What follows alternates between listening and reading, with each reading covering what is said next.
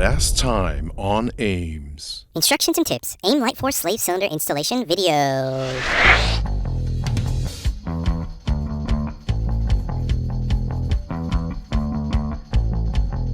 And stop.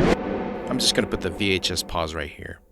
Hey folks, AIM Corporation here, and today we're going to touch on something that we've been getting a lot of questions about, and that is the proper way to air bleed the Light Force V3 slave cylinder for installation. So let's jump right in. First, ever so gently take out that prized slave cylinder right out of the box. Take off the cap and plug like so. Break out that .4 brake fluid and remember not to use .5. Loosen up the bleeder bolt. Take off the plastic cap.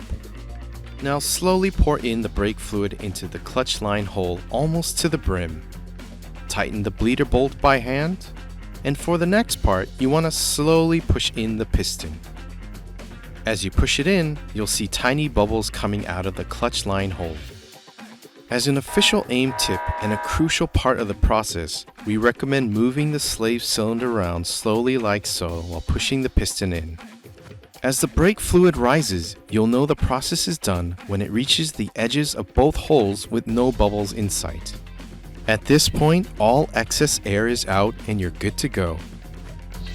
For tips and instructions and so much more on AIM's products, check out our YouTube page at youtube.com/aimclutches or the YouTube app on any device of your choice.